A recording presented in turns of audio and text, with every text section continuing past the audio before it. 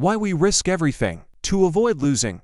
Squid Game and K-pop hunters. Today, we're diving into something super interesting about how our brains work, especially when it comes to winning and losing. Have you ever felt super mad about losing something even if it wasn't a huge deal? Or maybe you've seen people make some pretty wild decisions just to avoid losing. Well, there's a name for that, and it's called Deprival Superreaction Tendency.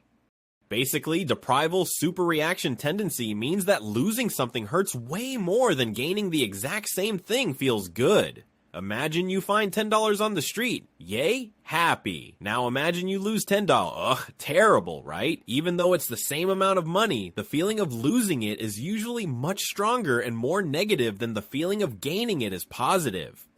Our brains are wired to really hate losing stuff. It makes us act a little irrational sometimes. We'll go to great lengths to avoid losing, even if those lengths don't make a lot of sense. Let's look at a famous example, Squid Game. In this show, people are playing deadly children's games for a massive cash prize. But here's the kicker, they're already in a terrible financial situation. They've lost a lot of money in their real lives. When they get to Squid Game, they're faced with unimaginable losses, their lives. But they also have a chance to gain an enormous amount of money. What do most of them do? They keep playing, even when they see people dying left and right. They often choose to stay. Why? Because the idea of going back to their old lives, back to having nothing, feels like an even bigger loss than facing the danger of the games. They're already experiencing a massive sense of deprival from their normal lives, and the superreaction makes them take huge risks to avoid confirming that loss or to try and win back what they've lost. It's a powerful urge to avoid being deprived. Now, let's look at a fictional world I made up, called K-pop Demon Hunters. Imagine a super popular K-pop group who secretly hunt demons with their music.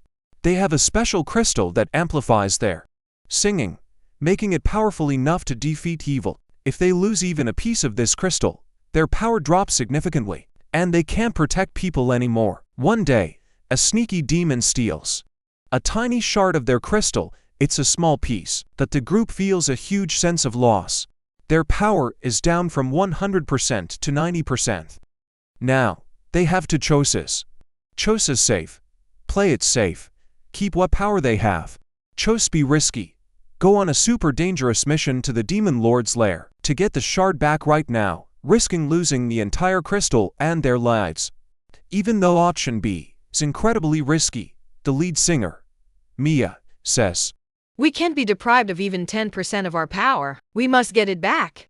The feeling of losing that 10% is so strong that the superreaction kicks in, making them risk everything to avoid that deprivation, even if the safer, more rational choice is to wait.